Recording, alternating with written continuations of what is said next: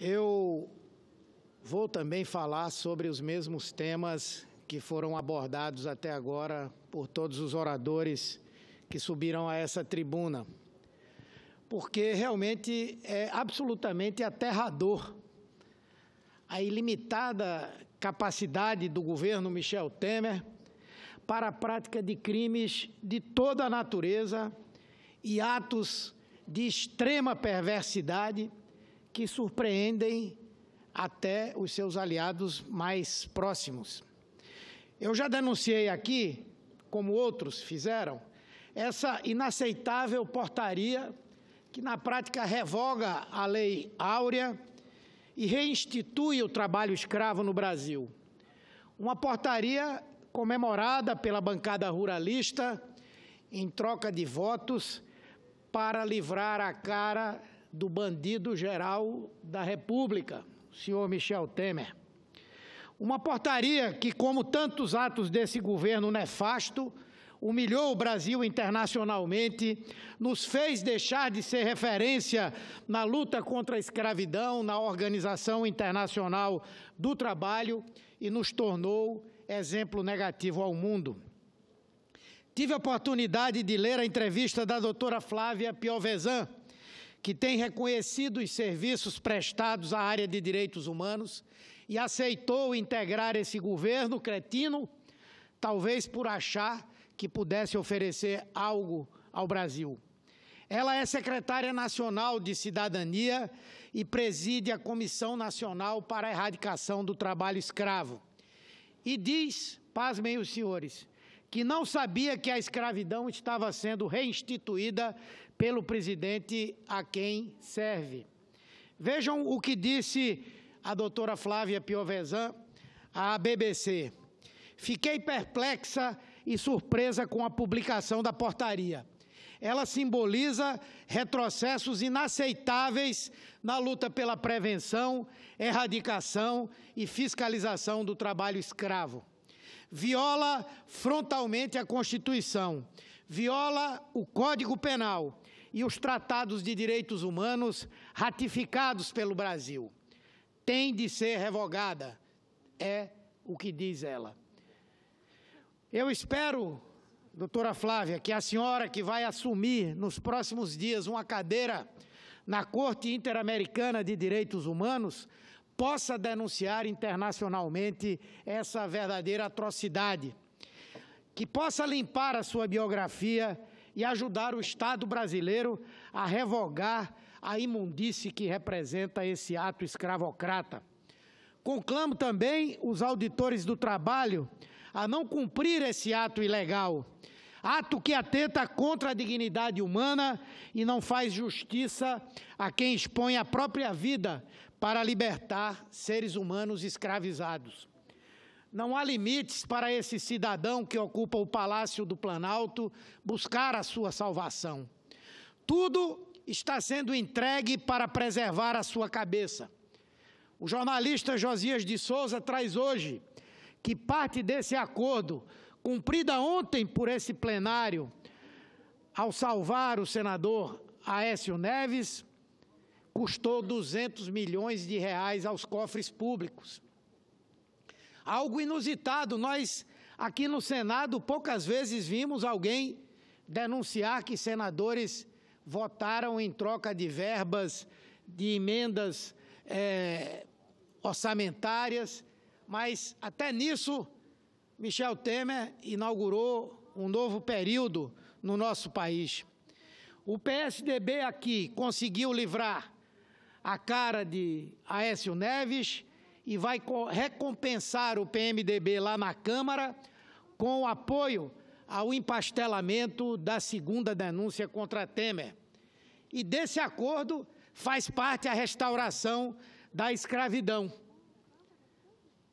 Como pode um presidente da República, em troca de ser salvo das acusações de crimes, de corrupção, de vários outros, trocar a dignidade dos seres humanos que trabalham por um punhado de votos?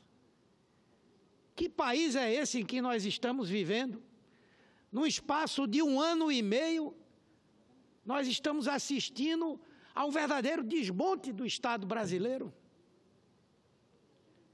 E tudo para esse governo conseguir se manter. Temer vende o Brasil a preço de banana ao capital privado, especialmente ao estrangeiro. A Amazônia, a Petrobras, o pré-sal, a nossa indústria naval tão duramente reerguida pelo presidente Lula é agora mais uma vítima. A medida provisória 795, que aqui foi citada pelo senador Lindenberg Farias, é outra monstruosidade praticada por Temer. Destrói, por exemplo, um estaleiro como o Atlântico Sul, lá em Pernambuco, que pode fechar as portas por perda de competitividade com a concorrência vinda do exterior, colocando em risco quase 4.000 postos de trabalho no Estado. Ou seja, navios que poderão ser comprados lá fora com zero de imposto de importação. Portanto, de que maneira um estaleiro brasileiro terá condição de competir com os estaleiros de outros países, com mais desenvolvimento tecnológico, com mão de obra, em alguns casos, mais barata, enfim. E isso tem uma repercussão violentíssima no nosso Estado também. Em Pernambuco, por exemplo, o estaleiro Atlântico Sul pode fechar as portas por perda dessa competitividade. E são 4.000 empregos que lá existem e que já foram mais de 12.000. Já foram mais de 12.000 empregos que lá havia. É uma medida que escancara o mercado nacional a importação de navios com uma régia isenção fiscal. Eu espero que a comissão mista, que analisa mais essa anomalia parida por esse cidadão de faixa presidencial, seja alterada para que o país não passe por uma nova expoliação. Pernambuco, especificamente, tem sofrido terrivelmente com esse governo. E esse governo tem 4 pernambucanos à frente de ministérios. Vejam que vergonha para nós. O nosso Estado sendo expoliado, o nosso Estado sendo desmontado, o nosso Estado sendo discriminado e 4 pernambucanos no ministério que não levantam a voz em nenhum momento para defender a nossa população. Só estão preocupados em deixar um dinheirinho ali para o prefeito da sua base eleitoral, deixar mais não sei o quê, mas pensar o Estado como um todo, enfrentar essa política anti-Nordeste, anti-regiões pobres do Brasil, que vem sendo aplicada por esse governo, estão lá todos de boquinha fechada, apenas batendo palmas para esse governo que está destruindo o nosso Estado. É a tentativa de esvaziar a Hemobras, de vender a Chesf, de privatizar o Rio São Francisco, é a destruição de programas sociais, como Minha Casa Minha Vida e o Bolsa Família, e agora esse assalto à indústria naval.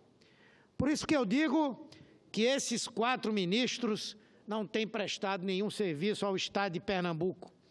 Quem os tem em ministérios não precisa de inimigos, mas estamos atentos a essas constantes investidas.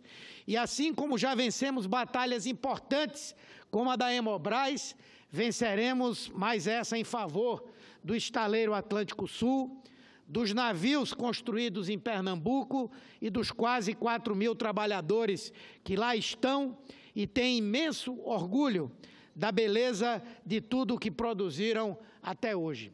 Muito obrigado pela paciência, senhora presidente.